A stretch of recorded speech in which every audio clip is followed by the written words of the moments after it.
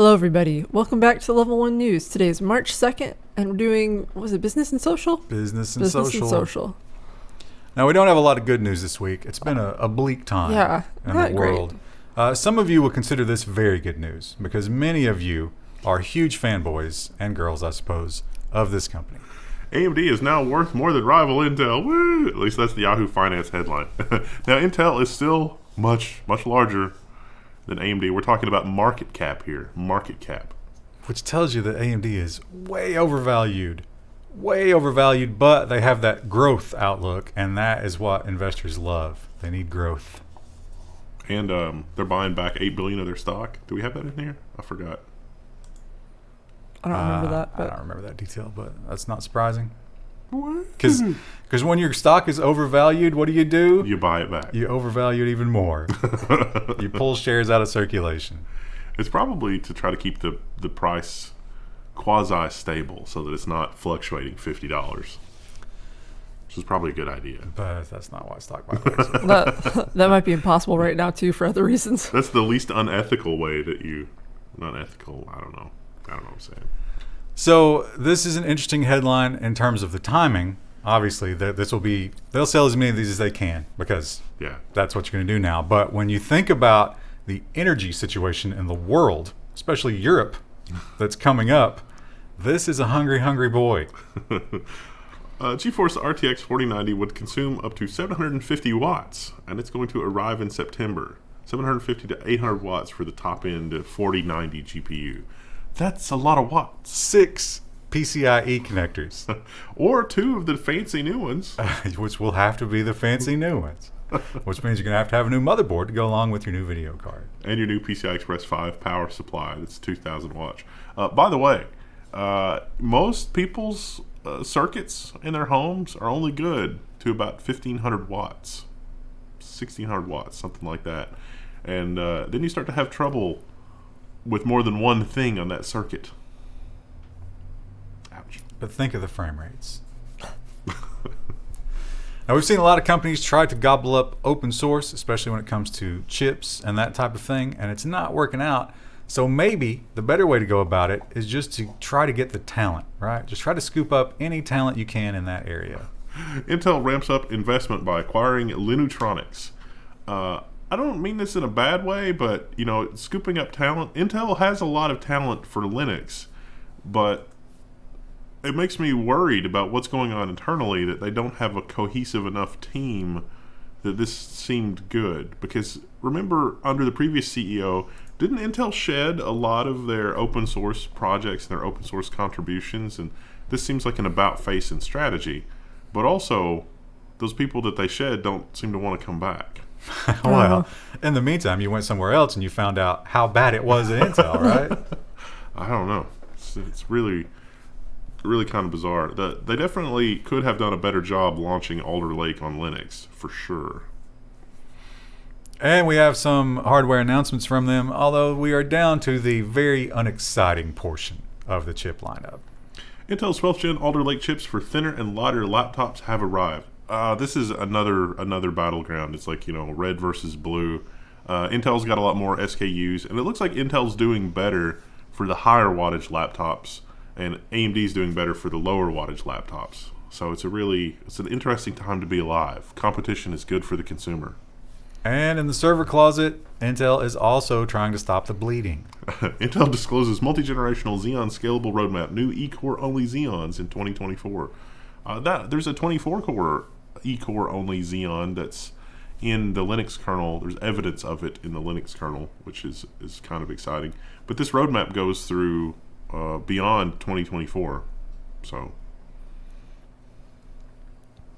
probably some guesswork there in terms of can we get the chips. Yeah, it's going to really... Intel is betting the farm on their credibility with Sapphire Rapids. So if Sapphire Rapids launches and it's everything in a baked potato, then they have credibility with this. But if they don't, then it's going to be a little more sketchy. Because Intel's basically saying with this roadmap, we're going to take our existing stuff and slice and dice it different ways, package it, do the chiplet thing, and that's going to carry us into the future. It's like, well, your competitor's already kind of doing that in a perhaps a more primitive way than what you propose to do, but I don't know. Sapphire Rapids is going to be the place where we know if that's going to be real or not. During the pandemic, one thing that happened to the world, which is predictable, I suppose, is that more and more people got into gaming. There's a much more massive gaming market now. The casuals have flooded in. And it seems like the top companies are doing well because of that, despite everything else. They are just shooting themselves in the foot and in the knees. They're basically their lower bodies. Just wielding guns all over the place. Yeah, their lower bodies is just a pile of lead at this point. They don't know what they're doing. Activision CEO set for a $15 million golden parachute in Microsoft deal. That's the controversial, the CEO, the one that everybody thought should be fired, that maybe has a history of some problems. So here's the thing. He's not leaving necessarily. They might give him another year of extension, and it sounds like in the contract, if he can turn it around and get the HR situation fixed, he gets way more than that as a bonus. If he can't, he will be asked to leave and given $15 million. Plus, his stock is worth an insane amount. I feel like he's already kind of ran it into the ground a little bit. Why would you keep giving him money? Yeah, that's kind of what I mean. Basically, they came to him and they're like, "Listen, you ran this into the ground. You got one more year, young man. Yeah. One more year. Yeah. And if you fail, we're going to give you $15 million." I wish that happened at the tiers that we deal with, because a lot of the time we're working on stuff where it seems like a slow-moving train wreck, and it's like, oh, this person that's in charge should not be in charge. When this train catches fire, can I have $1 million? Because I know it's going to. And again, it seems like there's just confusion at the top. They've been churning the same thing out for so long, and yet now there's doubts. They don't know what to do. They're losing talent. There will be no mainline Call of Duty game released in 2023. It'll be the first time since 2004, and there won't be a major Call of Duty game released for the holidays. There were 2 last year to make up for it. So but there's going to be. So I don't really understand. Like Modern Warfare, is that not Call of Duty? I think it is, but I think it's like a sub.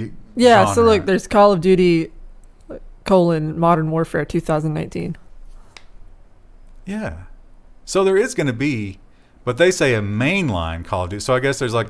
I think they do different time periods for different Call of Duty games, but I'm not sure because I've never played it really. So what is the timeline of the official Call of Duty? Are we still in World War II with that? I don't know. Chat. Anyway, it's not happening this year. You're going to have to settle with one Call of Duty game this year. Tragic. Yeah, really.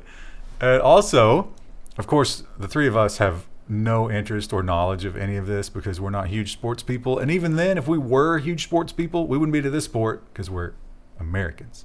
God bless America. USA. USA. But I know that it is globally a phenomenon.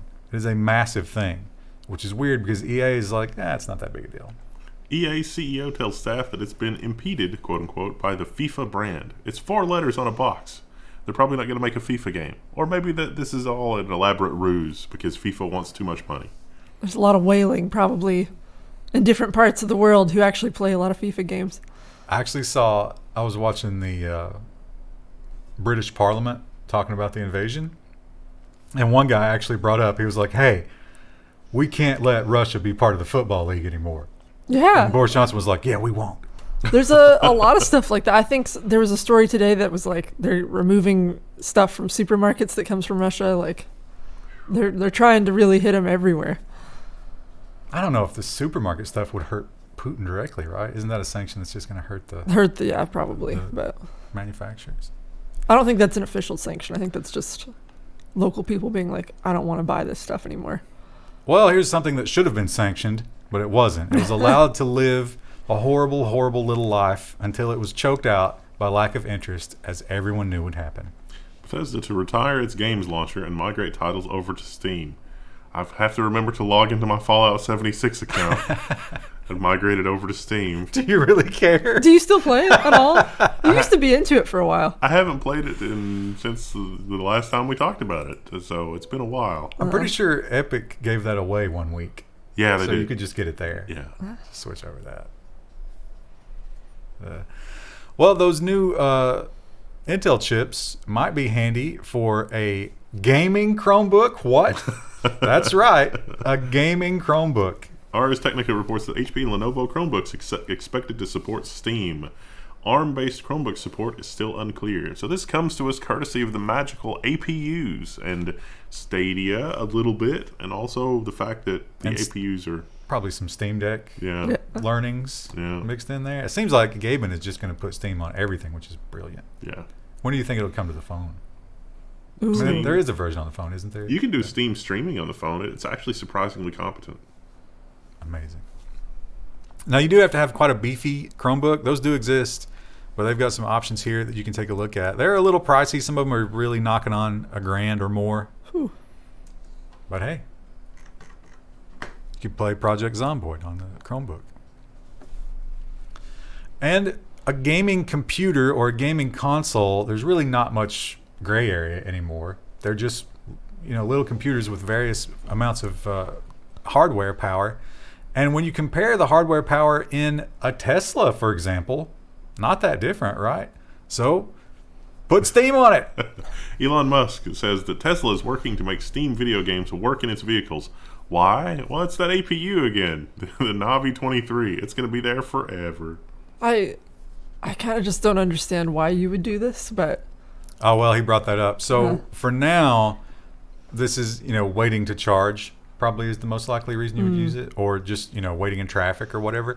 But eventually, he's still hanging on to this whole idea that he's going to do self-driving. Yeah. So he thinks that Full self-driving. while the car is driving you someplace, you'll play video games.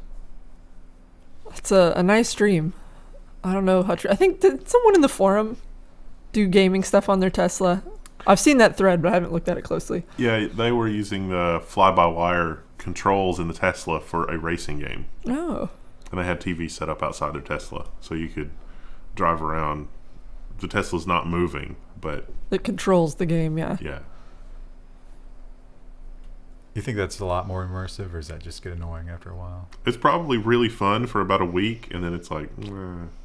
I feel that way about, the racing wheel in general. I think the only one that wouldn't get old is the one that's got the hydraulics in it, where it's like throwing you around. That'd probably be a lot of fun. Probably, but for the price it would take to build that, you could just buy the sports car. And then get angry at people who park too close to you. And so Jeff Bezos, we know, is out as the CEO. That means that all of his crazy investments are now somebody else's problem.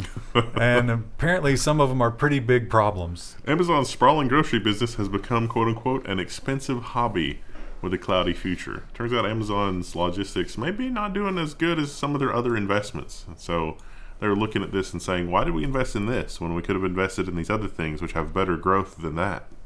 Now, they are able to do some pretty impressive things with their grocery stores. The non-cashier one seems to be working well. The distribution for all the Whole Foods and all their amazing logistics system. What they can't manage to do, it seems, is make money. And that is something that Amazon is very keen on doing.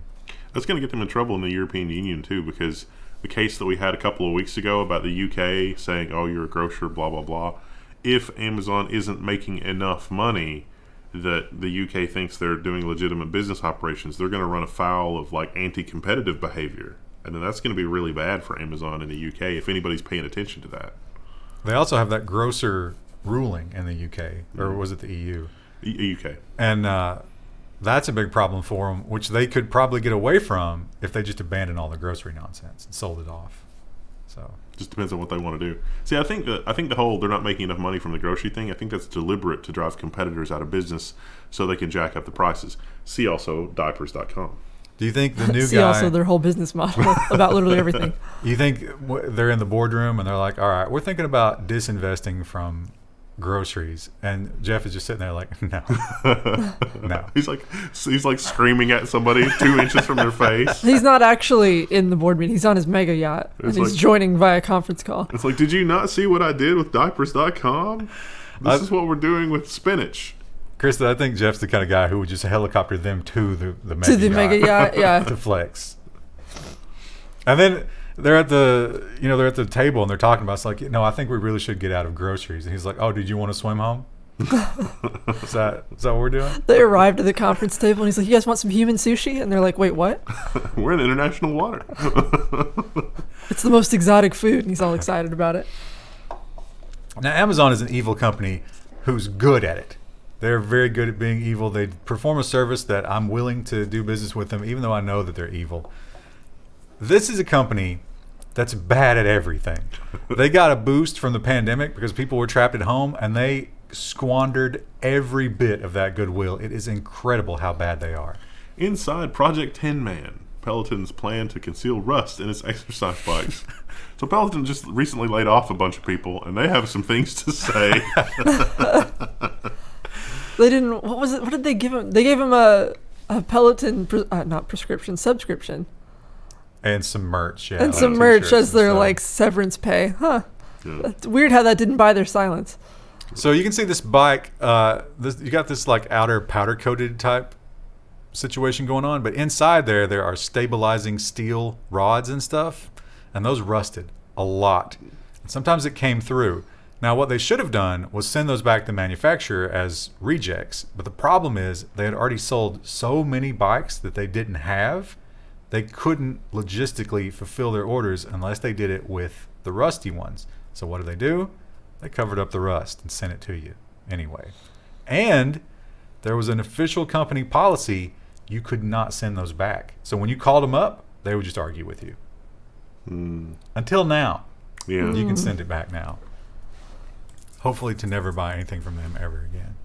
How have they not? I was like, they're circling the drain, but they haven't gone down it yet. I don't understand how. I think it was just such a big rise. They have so much dry powder right now. It's going to take a long time. Wow. Well, maybe not as long as other big companies, but a while. This long, at least. And another company that might be circling the drain soon, because my God, are they making bad decisions? And God bless their employees. This is not the first company that's done this. Ubisoft employees said the same thing. This is a trend, and I love it. Hundreds of Salesforce employees object to the NFT plans. They might be like Fortune number 2 or 3. What are number 1, 2, 3, 4? They're in the top 5 They're big. usually. They're big, yeah. It would take a while for them to fail. They could run on just pure cash for a while. But yeah, they were saying we're going to do NFT stuff, but we're not sure what. We want to be an NFT platform like OpenSea. And apparently they're not reading any of the OpenSea headlines week after week, where it's just Sodom and Gomorrah in digital format. Can't wait for the headline that's, every single Salesforce.com customer exposed in amazing breach. Yeah. Although that's going to be disappointing. It's going to be a lot of mess to clean up. Yeah. That might be some business for us, though. Here's a rare, wonderful headline, and hopefully this is a trend that we will move toward with everybody. I can't dare hope for that because I know the disappointment will be too great. Frontier is the first national ISP to offer 2 gigabit internet across its entire network. $150 a month gets you 2 gigabit. I'll believe it when I see it. I think it's Frontier. I mean, it can't really be 2 gigabit. Well, they point out that Frontier folded and another guy took over as the Vodafone CEO has taken over. And he claims that he's turning it completely around. He knows how bad it was. He's going to make it better. We'll see. Hopefully. I mean, I'm sorry, Chris. No, I just said hopefully. Maybe that'll happen. But Probably not. everything in this reality so far has not been good. You would be an absolute fool to ever trust an ISP for any reason. But maybe try it out and let us know what you think. Maybe you're a Frontier customer who's already got this. I bet there's somebody of you out there. Has yours stabilized finally? Yeah, actually, you know what? I was downloading Elden Ring yesterday. Oh, yeah. And they were giving me 120 megabits per second. Wow. Yeah. Or megabytes per second. Oh, yeah, megabytes. And even Steam was giving me that on launch day. They must have beefed up some cloud for launch day on Elden Ring. My husband took a day off just to play Elden Ring. He's that excited about it. It's pretty good, but it really is just more Dark Souls with an open world. Yeah. But it's fun because it's got that Skyrim thing where you can just ran off and get lost. But the thing about it is almost, sometimes in Skyrim you'd go where you don't belong and they just stomp you. Yeah. That's the only thing that happens in Elden Ring.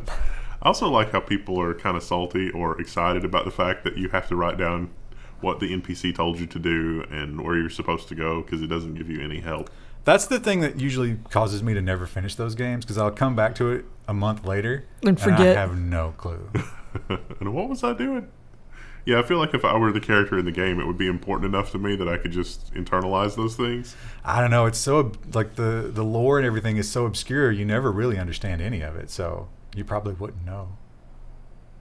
Just keep killing stuff. Phone durability seems to be going down. The fancier they get, they fold. They got motors in them. They do all this cool stuff. They need to be lightweight. They got the small batteries. Well, guess what happens?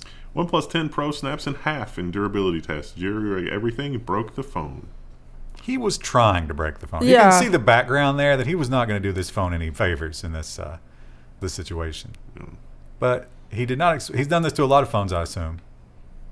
The other ones have not snapped it cleanly in half. It's one you don't put in your back pocket. Yeah, well, remember the bendy iPhones?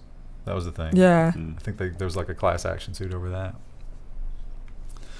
We often talk about software and the crazy world of software pricing internationally, because a piece of software has an amazingly different price in the US than it does in Ukraine, for example, or Australia or China. And so it's not an absolute value, it's what they think the market will bear. And it turns out Google has applied that same thing to wages. Google will lower pay for North Carolina and Houston, and the workers are not pleased. How do they... So, they probably shouldn't do this at all just because of the bad PR, but like, North Carolina I can maybe understand, but Houston? Houston's really expensive, isn't it? Houston is so sprawling that it depends on where you are. Yeah. So, But they also have massive inflows. Both of those places are flight places for people who are running from liberal cities. So you have a massive new crop of possible employees, which gives you the power to do this because there's competition. and Unless they stop working for you. and the cost of living, I could see having a component of your salary that is like cost of living adjustment depending on where you are. But if you don't have a reason to be in San Francisco, don't be in San Francisco. They also never raise it, right? Like, they don't really do, like, oh, there was 7% inflation this year, so we're going to raise your salary 7%. They never do that, Well, do they? no, they eventually will have to, yeah. But I'm sure that it moves down easier than it's like the gas price, right? Except in reverse. I only know a couple of people that I've talked to about this, but Amazon and Google both gave the people that I know generous inflation adjustments. Also, they pointed out that if your current contract will not be affected, your pay won't go down. It's the new hires. Yeah. So if you'll be doing the same job as the guy in the next cubicle, but you'll be making way less, and your benefit package will be less. Well, it's only a matter of time before a manager's like, you need to go. Dino babies? Yeah. Yeah, they'll just cut them. Yeah, exactly. That's going to be good for morale. Yeah. Well, morale in the big tech companies might already be suffering a bit because you already have the woke people who are pointing out all the horrors that the tech companies do. They're not wrong. There are definitely horrors happening. But you also have this pesky inflation. And that is just chipping away at your quality of life. And they're saying, hey, you made how many trillions of dollars did Apple make last year? So many. A shocking amount. And they're saying, hey, maybe we could get a little of that. U.S. report. Some U.S. Apple Store workers are preparing to unionize, upset by stagnating wages. Meanwhile, Tim Cook is thinking about a fully automated Apple Store. Flippy selling you an iPhone. Yeah.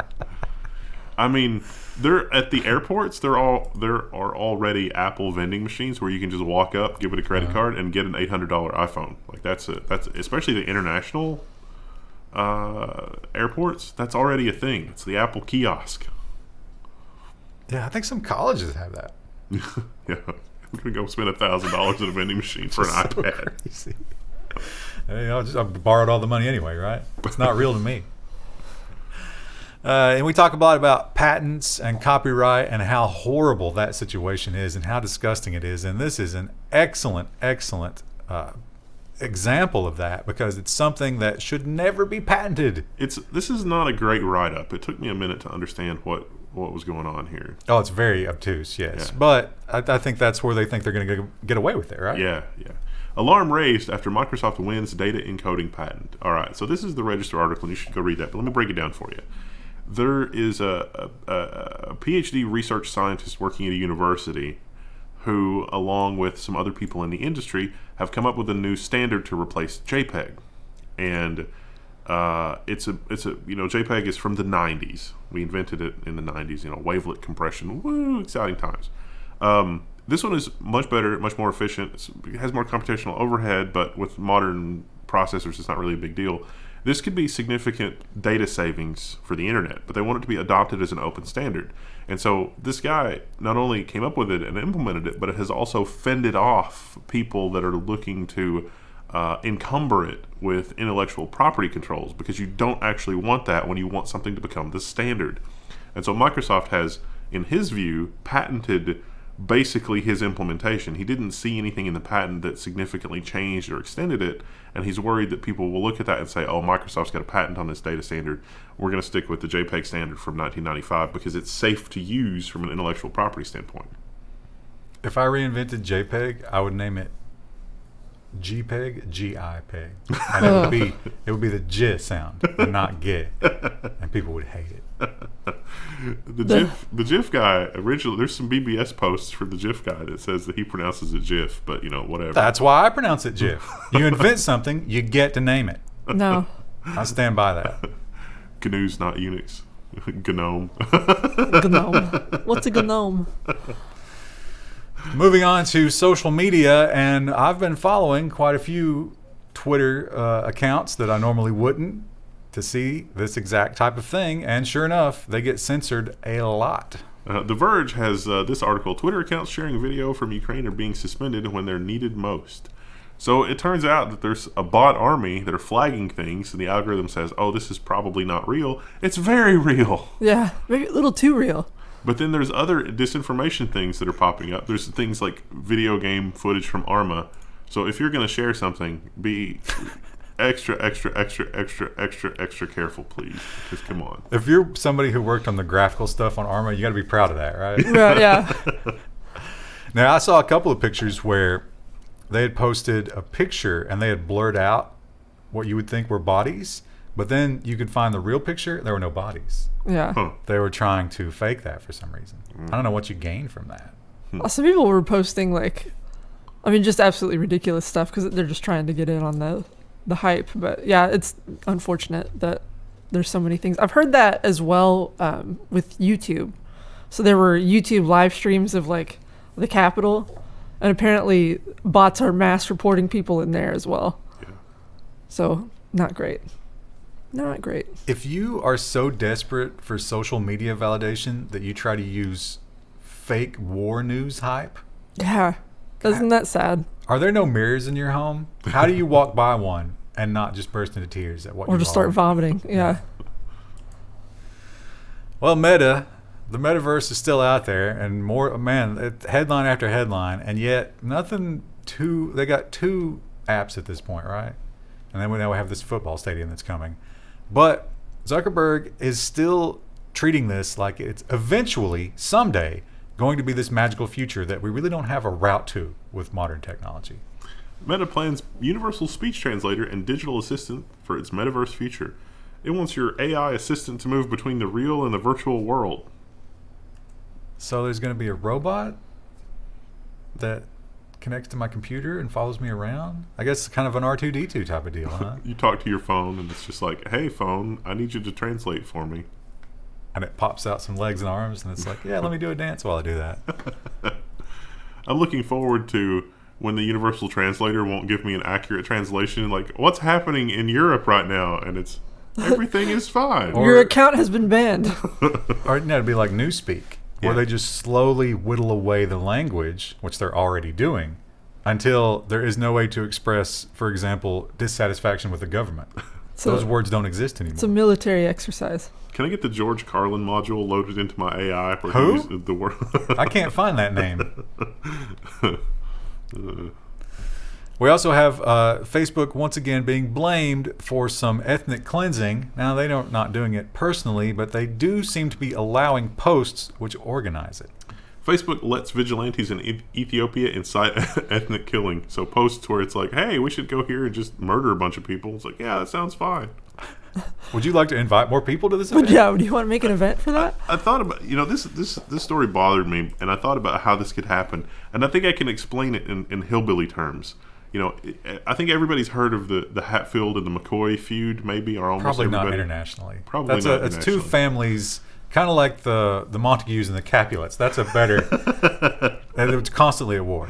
And so I could see if people were posting on Facebook, like, those darn McCoys or those darn Hatfields, they put in a new store at whatever corner, or they're trying to start up a business or whatever. And it's like, yeah, we should go down there and give them a hard time. It's like, oh yeah, well, if you have a sensor or like a monitor that's working for Facebook and they're working out of like Bangalore, they're not going to understand the ethnic or there. social context of what's being discussed there. The Indian moderator doesn't understand the nuances of the Ethiopian. Yeah. That makes sense. Yeah, so I don't know. I mean, it's I want to pile blame on Facebook just as much as the next person because they do some incredibly dumb things. But thinking about it in those terms, it kind of underscores how difficult it is to do global content moderation. You have to have somebody that is invested in the community that knows what's being said there and if it's right or wrong. The future is local. You also I didn't put the article in there because there's so many buzzwords. Or maybe I did. Did I put the ones in about the?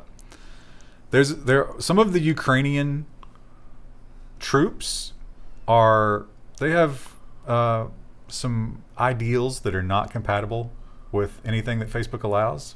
Yeah. National socialism. And they're very proud of it, and they carry those flags that they claim that the truckers had. But on Facebook now, it's okay to share them because they're anti-Russia. But that had to be revised because they were on the blacklist. Yeah. And they had to be removed. And again, if you're an outsourced content moderator, how do you even deal with that? You don't deal with it because you're not getting paid enough to bother. Yeah, exactly. It's like if it's not obviously written by an unhinged monster, it's not going to get banned. Well, yes, it can. Well, trying to deal with that in a non-intellectual way, everything will be banned that's not, smiles and sunshine. Or something that makes a lot of money Yeah. for certain people, like football. Not regular football. Weird European football. But my God, Smooth transition there. it's so popular that they're taking it to the metaverse. Man City beginning to build the world's first football stadium inside the metaverse. Oh, you know who loves Man City? Boiler snake.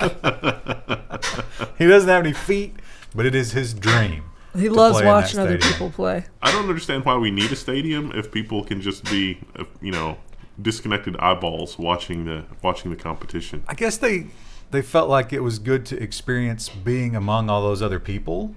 But isn't that the worst part of going to a stadium? Yeah. I'm just thinking about like the network synchronization code would just be impossible. Now, they also made it sound like at some point the players on the field might be computer generated based on scans of the real players.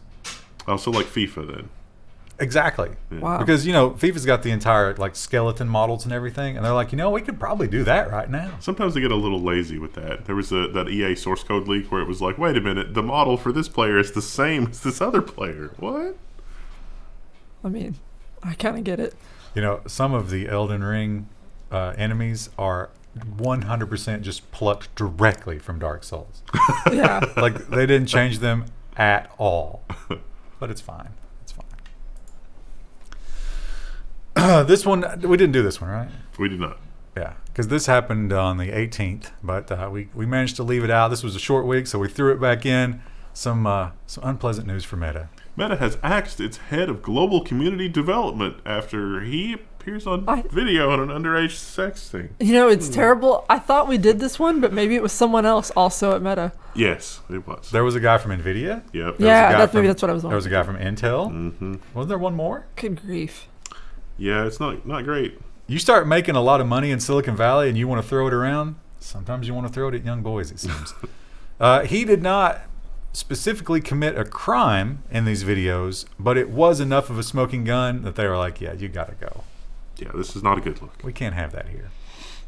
Wonder if it was if there's any kind of you got to wonder if sometimes some of these things are some kind of they needed somebody else in charge, and so, is there like the India thing? Yeah. Where it's like they put a PDF on your computer. yeah. Well, I don't know. I think he would deny it more if that were the case. He seems to just be crawling back under his rock. And you got to wonder if that guy was involved in the development of this part of Meta, because wouldn't that be a scam? The BBC News headline is, the Metaverse app allows kids into virtual strip clubs. Well, look, GTA 5 did it first. Also, this was another, somewhat woke journalist trying their best they impersonated a 13-year-old. They were not clearly a 13-year-old. And they tried to get in bad situations in the metaverse. Turns out, super easy to do that. Yeah. And if you claim to be a 13-year-old girl and you're hanging out in a strip club in the metaverse, turns out there's no shortage of men willing to harass you. Wait until the Ethiopians discover the metaverse. Talk about being able to get yourself in lots of trouble that way. Yeah. Yeah, the metaverse is going to be trouble, isn't it?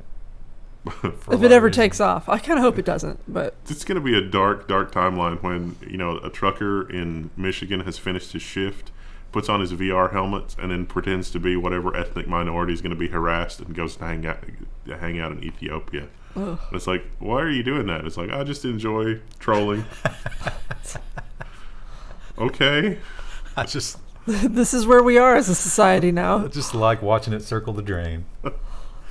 And here in our final story, I would love to have been a fly on the wall. Can you imagine? Because this was February 22nd. This was his big moment. After all that time, it was ready. He was going to take the headlines. And then Vladimir Putin just pushed him down off the front page. I didn't know anything cared about this. Yeah, he completely got scooped. Putin did to him what he did to Hillary in that election. He flexed his media powers and just shut him out. And he probably punched a wall, right? Yeah. He's probably got a hand damage right now. Trump-backed Truth Social tops Apple's App Store charts, was the page 6 from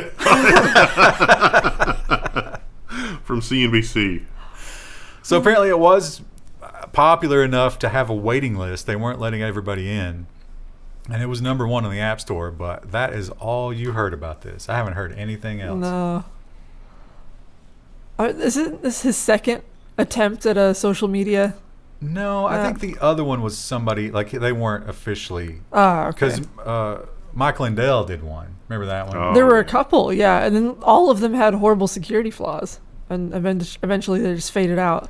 Now, Trump uses I don't think they mentioned it here, but he uses a third-party censorship platform, the same one that the other guys use.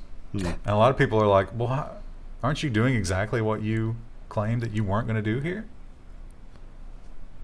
But cash money. That his SPAC did just shoot up amazingly. I don't know what happened after the invasion when the stock market fell apart. It might have lost a lot, but there was a lot of money that changed hands there, theoretically. We got a lot of nonsense on Friday. Which we need after this week, and probably we'll need more after next week.